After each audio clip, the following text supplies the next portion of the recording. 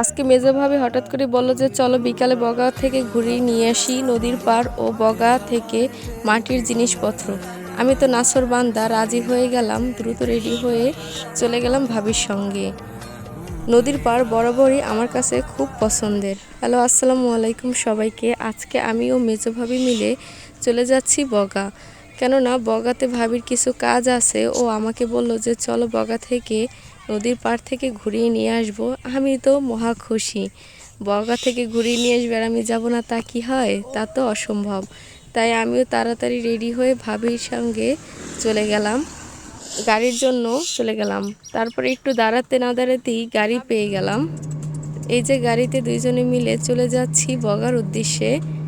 সত্যি ভালো লাগতেছিল এরকমের গ্রামে এসে। সবুজ গাছপালা ও আশেপাশের পরিবেশ দেখতে অসম্ভব ভালো লাগে।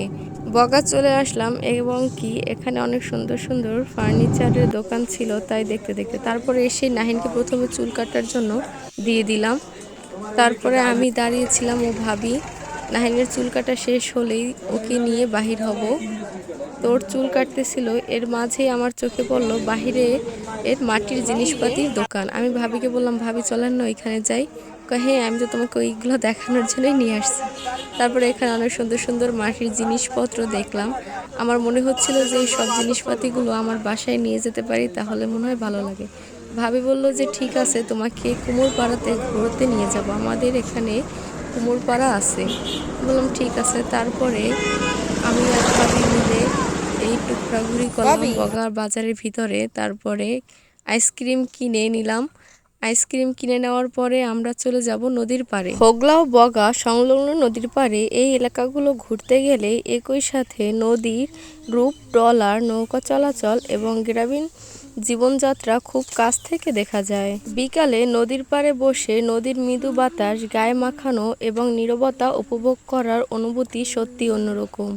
শহরের কোলাহল থেকে দূরে এটি মনকে শান্ত করার জন্য দারুণ এক জায়গা। তারপরে আমরা সামনের দিকে যেতে থাকলাম এবং এখানে একটি গাছের মিল ছিল, তাই এখানে অনেকগুলো গাছ ছিল, দেখতে খুবই সুন্দর লাগতেছিল। এবং কি এখানে বসে আমরা কিছু ছবি করে নিলাম বা ভিডিও করে নিলাম। তারপরে আমি ভাবি ও জোহান হাঁটতেছিলাম খুবই সুন্দরভাবে। তারপরে এটা হচ্ছে বগা হোগলার ব্রিজ। এখানে কি সুন্দর যে লাগতেছিল, সত্যি কথা বলতে এখান দিয়ে আমি আমার বিয়ের আগেও অনেক আসা যাওয়া করেছি, কিন্তু এখন এই জায়গা দিয়ে আমার শ্বশুর বাড়ি যেতে হয়। আসলেই এটা খুবই মজা লাগে বা আনন্দ লাগে। আমি ভাবতেও পারিনি যে আমার কখনো এই এলাকায় বিয়ে হবে। যাই হোক, তারপরে আমরা এই সুন্দর মনোমুগ্ধকর পরিবেশ অনুভব করতে করতে যাচ্ছিলাম। আর রাস্তাগুলো এত সুন্দর করে বানানো হয়েছে, এগুলো কিছুদিন আগেও ভাঙা ছিল, কিন্তু এখন এগুলোকে মেরামত করে সুন্দর করা হয়েছে। আসলে হেঁটে যেতেই ভালো লাগতেছিল, গাড়িতে না যেয়ে। এটাই ছিল আজকে আমার ছোট একটি গল্প। আশা করি ভালো লাগবে।